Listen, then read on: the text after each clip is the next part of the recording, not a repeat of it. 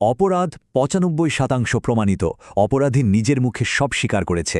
এরপরেও কেন তাকে তদন্তের নামে পুরো ৭ দিন সময় দেওয়া হবে? আজকের এই বিশ্লেষণে আমরা এমন কিছু রূঢ় সত্যের মুখোমুখি হব যা হয়তো রীতিমতো চমকে দেওয়ার মতো। আমরা দেখব কিভাবে বিচারের নামে এই অনন্ত দীর্ঘসূত্রিতা আর সমাজের ভেতরে জমে ওঠা পচন আমাদের চারপাশটাকে আক্ষরিক অর্থেই একটা ভীতিকর নরকে পরিণত করছে। কোনো ভনিতা নয়, চলুন সরাসরি মূল আলোচনায় ঢোকা যাক। রামিসা, ফুটফুটে এক নিষ্পাপ শিশু। ওর মর্মান্তিক ওই ঘটনার কথা অনেকেই হয়তো জানেন। শুরুতে পুলিশের অ্যাকশন কিন্তু দারুণ ছিল। মূল অপরাধী ওই সোহেলকে তারা খুব দ্রুতই ধরে ফেলে। সবচেয়ে বড় কথা, সোহেল পুলিশের কাছে নিজের মুখের সব স্বীকারও করেছে। তার ঘর থেকেই সব প্রমাণ মিলেছে। মানে অপরাধ তো প্রায় পুরোটাই প্রমাণিত, তাই না? কিন্তু বাস্তবে কি ঘটল? অভিযুক্তের এই পূর্ণাঙ্গ স্বীকারোক্তির পরও তাকে তদন্তের জন্য দেয়া হলো পুরো একটা সপ্তাহ, মানে ৭টা দিন। এই ঘটনাগুলো দেখলে কি মনে হয় না, রাষ্ট্র কি আসলে দ্রুত দৃষ্টান্তমূলক শাস্তি দিতে প্রস্তুত, নাকি এই পুরো বিচার প্রক্রিয়াটাই আসলে একটা বড়সড় প্রহসন? আর এখানেই আসে সেই বিখ্যাত শব্দ প্রসেস। যখনই দ্রুত বিচারের দাবি ওঠে, তখনই আমাদের শোনানো হয় এই আইনি প্রসেসের গল্প।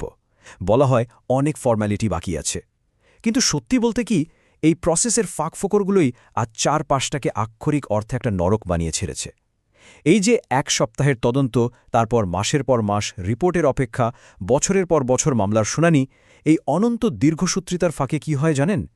অপরাধীরা একদম বেপরোয়ার, ভয়হীন হয়ে ওঠে। আর সাধারণ মানুষ, তারা তো একসময় মূল ঘটনা যাই ভুলে যায়।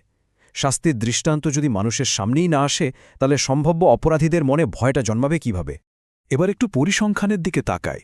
বিশ্বাস করুন, নাম্বারগুলো দেখলে রীতিমতো শিউরে উঠতে হয়। ২০১৮ সালে নথিভুক্ত হওয়া ভয়ঙ্কর অপরাধের সংখ্যা ছিল মাত্র ৭৩২, আর প্রজেকশন বলছে ২০২৫ সালে গিয়ে এটা দাঁড়াবে ৭৮০৮তে। বুঝতে পারছেন বিষয়টা? মাত্র ৭ বছরে নৃশংস অপরাধ বেড়েছে প্রায় ১০ গুণ। ১০ গুণ! আর এগুলো তো শুধু সেই কেসগুলো যেগুলো রেকর্ড করা হয়েছে। মানবাধিকার সংস্থাগুলো বলছে বাস্তবের সংখ্যাটা এর চেয়ে বহুগুণ বেশি। সামাজিক কলঙ্কের ভয়, লজ্জা আর সিস্টেমের কাছে হেরে যাওয়ার আশঙ্কায় ভুক্তভোগীদের একটা বিশাল অংশ তো কখনোই সামনেই আসেন না। এই ডেটাগুলোই বলে দিচ্ছে পরিস্থিতি এখন একেবারে মহামারীর পর্যায়ে চলে গেছে। বিচারের এই দীর্ঘসূত্রিতা ঠিক কতটা ভয়ঙ্কর তার একেবারে জলজ্জান্ত একটা উদাহরণ হলো ২০১৮ সালে নোয়াখালীর সেই ঘটনা। পুরো দেশে রীতিমতো আগুন ধরিয়ে দিয়েছিল ঘটনাটা। কিন্তু জানেন কি, সেই মামলার চূড়ান্ত রায় আসতে আসতে কতদিন লেগেছে?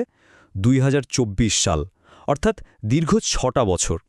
একবার ভেবে দেখুন তো, এত লম্বা সময় পর যখন কোনো অপরাধের শাস্তি হয়, সমাজে তার কী প্রভাব পড়ে? মানুষের মন থেকে তো সেই খুব কবেই মুছে গেছে। আইনের মূল উদ্দেশ্যই তো হলো শাস্তির ভয় দেখিয়ে অপরাধ কমানো।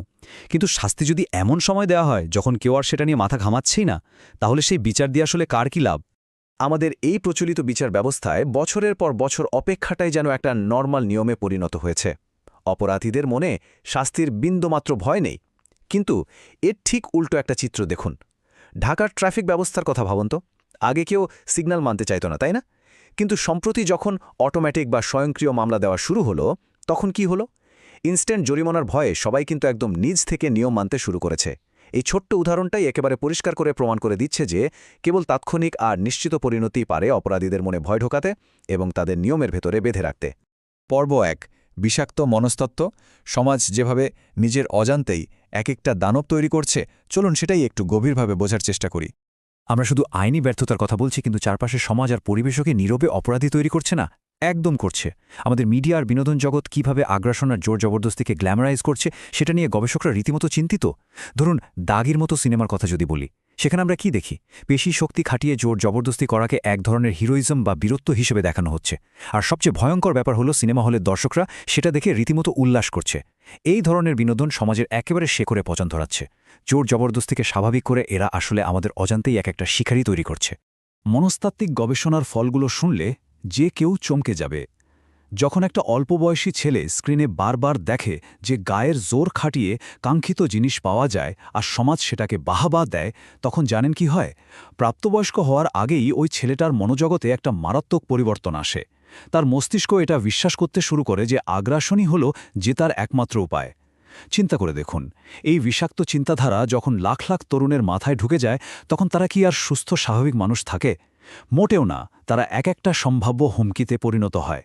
এই বিষাক্ত মনস্তত্ত্বের কারণে সমাজে যখন একের পর এক শিকারী জন্ম নিচ্ছে তখন অন্যদিকে আমাদের এই সিস্টেম ভুক্তভোগীদের তিলে তিলে শেষ করে দিচ্ছে।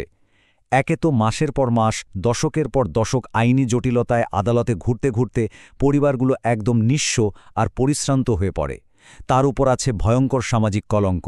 আর বিচার চলাকালীন আদালতে এমন সব অদ্ভুত আর অপমানজনক প্রশ্নের মুখোমুখি হতে হয় যা শুনলে যে কারো মাথা হেঁট হয়ে যাবে। পরিস্থিতি এমন পর্যায়ে চলে যায় যে চরম অপমান আর ক্লান্তিতে একসময় পরিবারগুলো নিজেরাই বিচারের আশা ছেড়ে দেয়। আর রাষ্ট্রের তরফ থেকে তো দ্রুত সমাধানের কোনো স্পেশাল উদ্যোগই নেই। ফলে অপরাধীরা বুঝতে পারে তাদের আসলে কেউ কিছুই করতে পারবে না। তারা হয়ে ওঠে আরও বেপরোয়া। পর্ব ২, ৪৮ ঘণ্টার আল্টিমেটাম। পরিস্থিতি যে জায়গায় দাঁড়িয়েছে সেখানে এখন সাধারণ কোনো পদক্ষেপে কাজ হবে না। আমাদের দরকার একটা চরম আর আপসীন সমাধান। এই সংকট থেকে বেরিয়ে আসার জন্য সূত্রগুলো থেকে একটা বেশ র্যাডিক্যাল বা চরম সমাধানের প্রস্তাব করা হয়েছে। প্রথম পদক্ষেপ, গুরুতর সব অপরাধ দমনে সাথে সাথে একটা স্পেশাল টাস্ক ফোর্স মোতায়েন করতে হবে। দ্বিতীয়ত, এই টাস্ক ফোর্সের ওপর একটা ডেডলাইন থাকবে, একদম কড়াকড়িভাবে ৪৮ ঘণ্টার একটা ডেডলাইন। এই ৪৮ ঘণ্টার ভেতরেই অপরাধীকে যে কোনো মূল্যে খুঁজে বের করতে হবে। আর তৃতীয়ত, কোনো ধরনের দীর্ঘসূত্রিতা, কোনো টালবাহানা ছাড়া চরম এবং অনস্বীকার্য বিচার নিশ্চিত করতে হবে। বিশ্লেষকদের পরিষ্কার কথা, এমন একটা বা দুটো হার্ডকোর দৃষ্টান্ত যদি আমরা সমাজে স্থাপন করতে পারি, শুধু তাহলেই সম্ভাব্য অপরাধীদের মনে সত্যিকারের একটা ত্রাস বা আতঙ্ক সৃষ্টি হবে। তবে হ্যাঁ, এখানে একটা ভীষণ গুরুত্বপূর্ণ সতর্কবাণী আছে যা কোনোভাবেই এড়িয়ে যাওয়া যাবে না।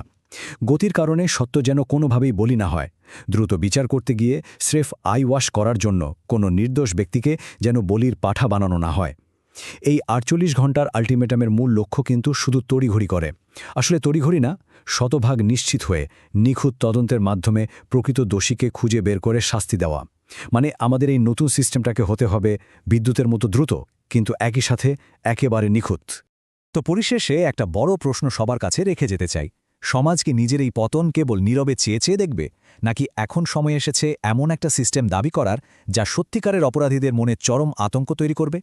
এই যে ৪৮ ঘণ্টার আল্টিমেটাম, টাস্ক ফোর্সের কথা আমরা বললাম, এ বিষয়ে সবার কি মত?